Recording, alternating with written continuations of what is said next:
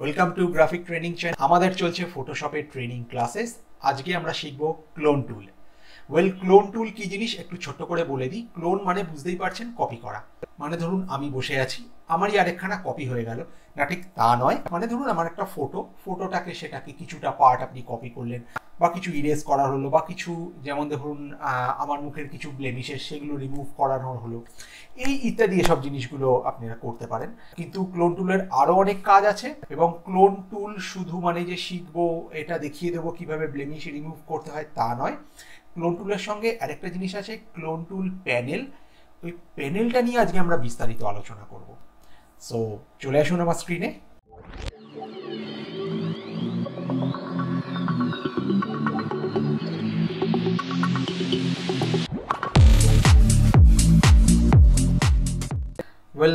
আমি এই সুন্দর সিনারিটা নিয়েছি।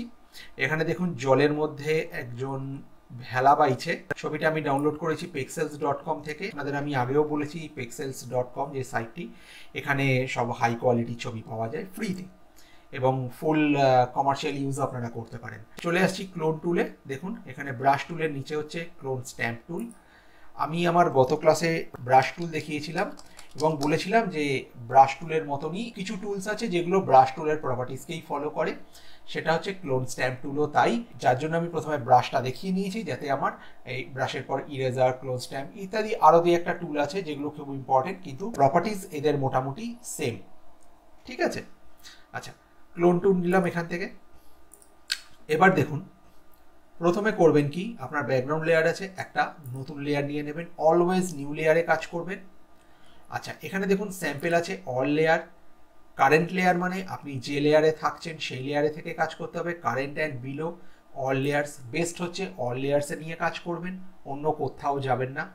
আচ্ছা এই ওপরেই দেখুন এই যে প্যানেলটা, এটা হচ্ছে ক্লোন স্ট্যাম্প টুলের প্যানেল। এই প্যানেলটা চালালেই এরকম একটা আপনাদের কাছে প্যানেল আসবে। ঠিক আছে, এবারে ক্লোনের কাজ হচ্ছে কি, দেখুন আপনি ক্লোন স্ট্যাম্প টুল তো নিয়ে নিলেন, এবারে আপনি ক্লোন এখানে অ্যাপ্লাই করুন। আপনি ব্রাশ ছোট বড় করছেন ব্র্যাকেট কিজ দিয়ে, পুরো ব্রাশের প্রপার্টিজের মতন, যেরকম ব্রাশ আমরা ছোট বড় করেছি। এবার কোথাও যদি গিয়ে ক্লিক করেন তাহলে কি বলছে দেখুন, could not use the clone stamp because the area clone has not been defined. Alt click to define a source point. So আপনাকে আগে একটা সোর্স পয়েন্ট সিলেক্ট করতে হবে যেটাকে ও ক্লোন করবে। ঠিক আছে, কিভাবে? অল্ট প্রেস করে। দেখুন যেই অল্ট প্রেস করলাম আমার মাউসের কার্সারটা কিন্তু চেঞ্জ হয়ে গেল। ধরে নিন আমি একে ক্লোন করতে চাইছি, এই যে লেকের মাঝখানে যে ভেলা বাইছে, একে যদি আমি এটা আমি সোর্স পয়েন্ট নিই, আর এখানে গিয়ে যদি আমি অ্যাপ্লাই করি, এই দেখুন। ঠিক আছে, বোঝাতে পারছি? দেখুন ক্লোন স্ট্যাম্প টুল ছাড়াও অনেক টুল আছে এই কাজটা করে, এবং খুব ভালোভাবে করে। আমি আমাদের আগের সিলেকশনের ক্লাসেসে দেখিয়েছি কিভাবে করে, এবং ভবিষ্যতে আমি আরও জিনিস দেখাবো যখন, তখনও আমি এই নিয়ে আলোচনা করব। কিন্তু ক্লোন স্ট্যাম্প টুলটা বোঝানোর জন্য আমি এই জিনিসটা দেখাচ্ছি।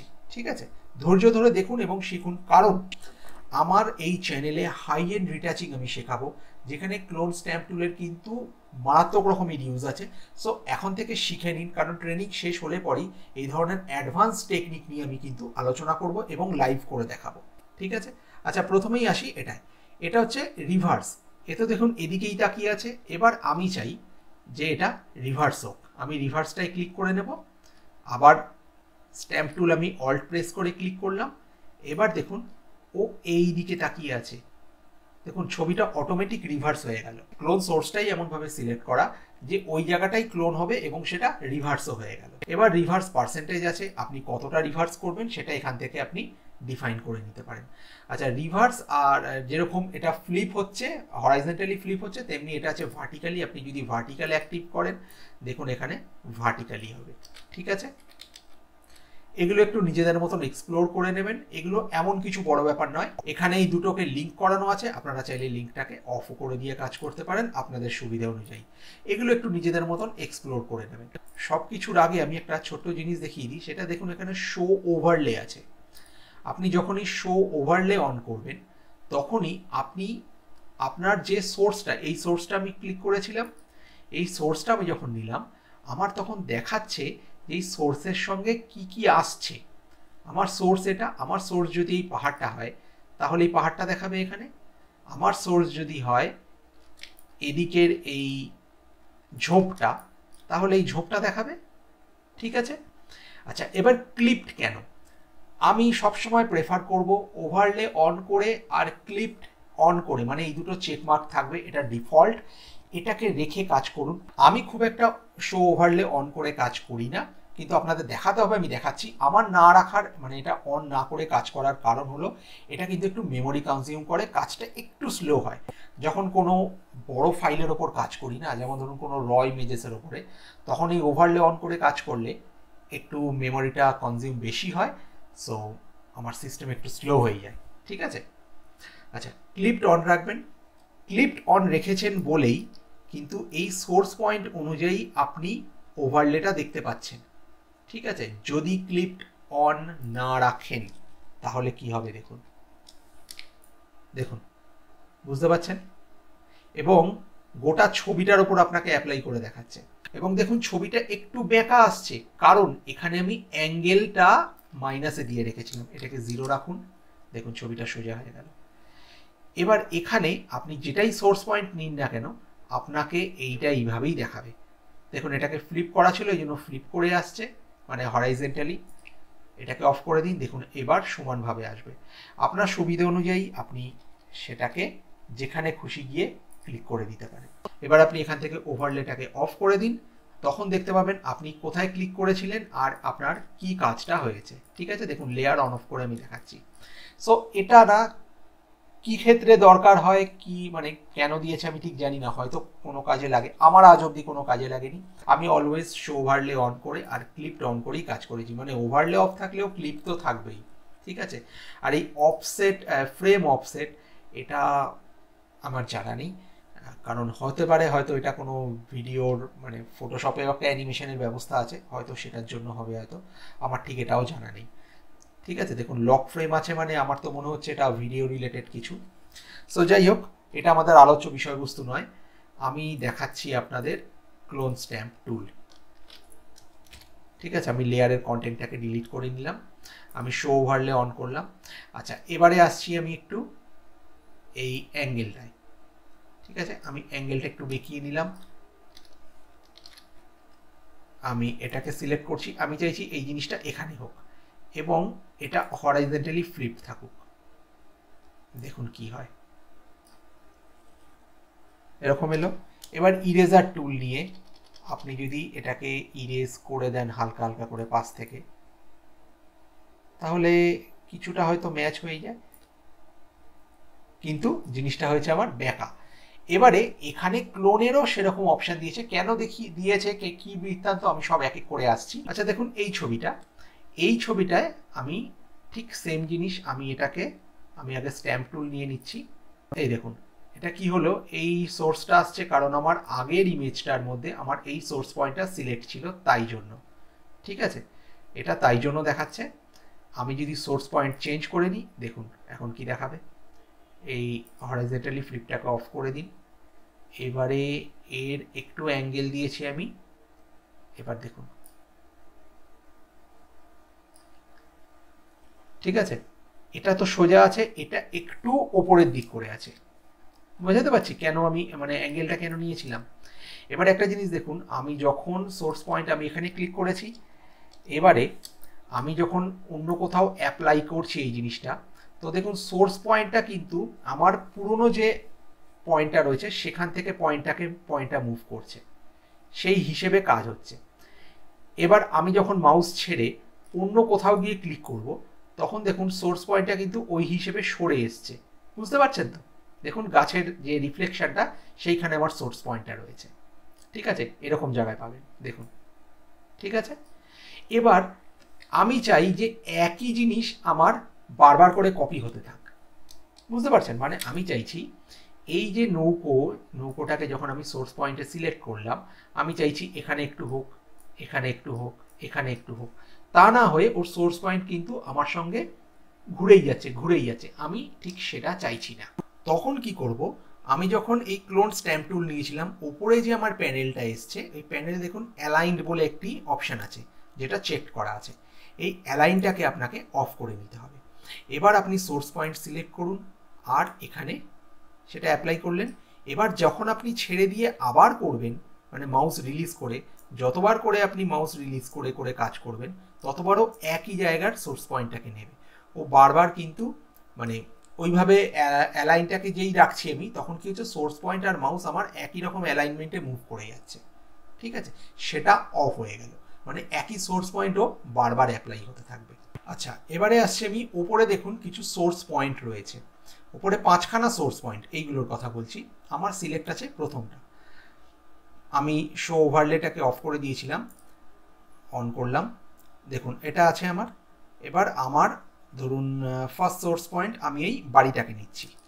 ঠিক আছে, আপনি মাল্টিপল সোর্স পয়েন্ট নিয়ে কাজ করতে পারেন। কিভাবে? এটা নিচ্ছি, এটা আমার একটা সোর্স পয়েন্ট রইল, দেখুন। ঠিক আছে, আমি আন্ডু করলাম, আমি সেকেন্ডটাকে নিলাম, সেকেন্ডটাকে নিয়ে আমি এইটা সিলেক্ট করলাম, মানে নৌকোটা। ঠিক আছে, দেখুন হলো। আমি আরেকটা নিলাম, থার্ডেরটা নিয়ে ধরুন আমি এই এই যে ঝোপটা, এই ঝোপটার ওপর গেলাম, এখানটা নিলাম।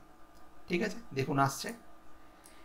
এবারে আপনাকে বারবার সোর্স পয়েন্ট সিলেক্ট করতে হবে না, ধরে নিন মেন 3টে সোর্স পয়েন্ট আপনার সিলেক্ট করা আছে।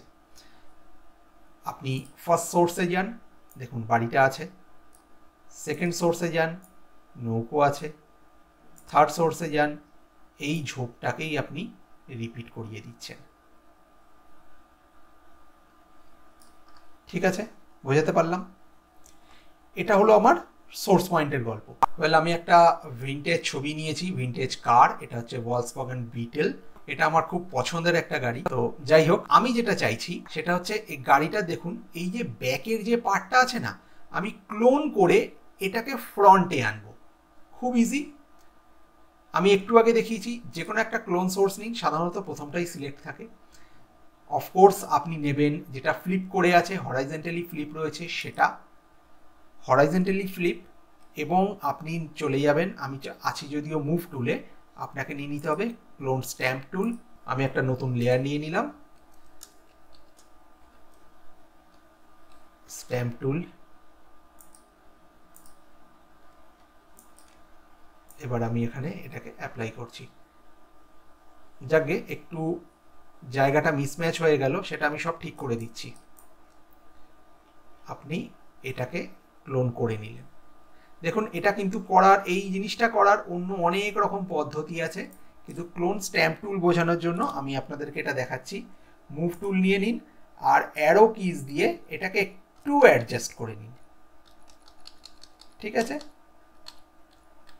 এবার ইরেজার নিন, ইরেজার নিয়ে এই যে এই ডোরের ওপর যে ওর ক্লোনটা চলে এসছে, এটাকে আপনি ইরেজ করে দিন। সঙ্গে দেখুন হ্যান্ডেলটাও চলে এসছে, এগুলোকে আপনি ইরেজ করে দিন। ঠিক আছে, দেখুন অত ভালোভাবে তো হবে না। আচ্ছা, এটা কিন্তু আমরা মাস্কিংয়েও করতে পারতাম, আমরা গত ক্লাস করেছি মাস্কিংয়ের ওপর, কিন্তু মানে আমি সবসময় প্রেফার করব মাস্কিং, কিন্তু আমি এখানে একটু তাড়াহুড়োর জন্য আমি রাফলি আপনাদের দেখাচ্ছি। আপনারা আইডিয়াটা নিয়ে নিন, নিয়ে নিজের মতন ঘরে ভালো করে প্র্যাকটিস করবেন, কারণ এই স্ট্যাম্প টুল কিন্তু জড়িয়ে আছে অনেক বড় বড় জিনিসের সাথে ভবিষ্যতে, যেগুলো আমরা শিখব। আচ্ছা, এবারে রইল, দেখুন এটা তো আমি যেটা কপি করেছি, কিন্তু গাড়ির অরিজিনাল ফ্রন্ট পার্টটা তো সামনে রয়েছে, সেটাকে আমাকে ইরেজ করতে হবে। তখন কি করব, আমি এই একটা নতুন লেয়ার নেব, যেটা দুটো লেয়ারের মাঝখানে। স্ট্যাম্প টুল নেব, আমি পুরো স্ট্যাম্প টুল দিয়েই দেখাবো। স্ট্যাম্প টুল দিয়ে দেখুন, এবার দেখুন আস্তে আস্তে আমি এই জায়গাটাকে ইরেজ করাতে করাতে যাব। আচ্ছা, এটার যেহেতু এই হরাইজেন্টাল ফ্লিপটা অন আছে, এটা অফ করে দিলাম। আমি আবার গেলাম এখানে, এবার দেখুন ঠিক আছে, বোঝাতে পারছি তো? এবার দেখুন এখানে গিয়ে এই জায়গাগুলোকে ঠিক করতে হবে, অত ভালোভাবে হয়তো হচ্ছে না।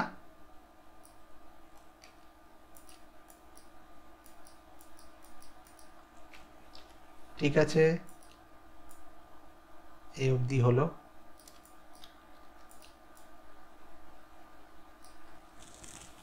সো মোটামুটি ভাবে আমি জিনিসটাকে একটা করেছি। সো ভাবুন আমাদের ক্লোন স্ট্যাম্প টুলের প্রজেক্ট কি হলো, যে ভলক্সওয়াগন বিটেল গাড়ি যেটার ফ্রন্ট পার্টটা নেই। বাহ, অসাধারণ। এবার আমি আরেকটা ছবি দিয়ে একটা ছোট্ট উদাহরণ দেব। সেটা হচ্ছে দেখুন এই যে ছবিটা দেখছেন না, এই ছবিটার এই ফুলগুলো আপনি যদি চান সেগুলো হচ্ছে এই ফিল্ডের বাকি অংশটার মধ্যে আপনি কিভাবে ছড়িয়ে দেবেন। অফকোর্স স্ট্যাম্প টুল দিয়ে। ওভারলে অন করুন, স্ট্যাম্প টুল নিন, আর এখান থেকে আপনি অ্যালাইনটাকে অফ করে দিন, কারণ একই জিনিস আপনি বারবার হয়তো রিপিট করবেন। এই জায়গাটাকে নিন, এই পয়েন্টটাকে নিয়ে এখানে করলেন, আবার এই পয়েন্টটা এখানে দিলেন, আবার এখান থেকে আমি এই পয়েন্টটা নিলাম, নিয়ে আমি এই পয়েন্টটা এর ওপর অ্যাপ্লাই করছি, আবার এখান থেকে এই পয়েন্টটাকে নিলাম, নিয়ে এই পয়েন্টটাকে এখানে দিচ্ছি। ঠিক আছে, আবার ধরুন এখান থেকে এই পয়েন্টটা নিলাম, নিয়ে এই পয়েন্টটাকে দিচ্ছি। ঠিক আছে, বারবার অ্যালাইনে যাওয়ার দরকার নেই। আপনি অ্যালাইন তখনই করবেন যখন আপনি পুরো, যেমন ধরুন এই জায়গাটা নিলাম আর এখান থেকে এটা আমি পুরোটা এন্ড অবধি টেনে দেবো, তখন আপনি নিলেন। কিন্তু বারবার যদি একটা জিনিসের রিপিট আপনাকে করতে হয় তাহলে আপনি, আমি বলবো অ্যালাইন আপনি অফ করে দিন। ঠিক আছে।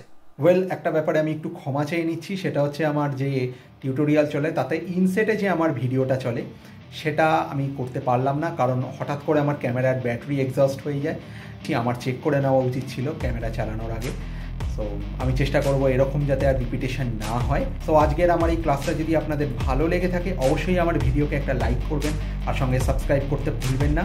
আর নিজেদের বন্ধু বান্ধবদের সঙ্গে যতটা পারুন শেয়ার করুন, কারণ যারা ফ্রিতে গ্রাফিক ডিজাইনিং শিখতে যায় তাদের জন্য বেস্ট প্লেস কিন্তু এই গ্রাফিক ট্রেনিং। ঠিক আছে, আজকের মতন ক্লাস তাহলে আমি এখানেই শেষ করছি। Thank you.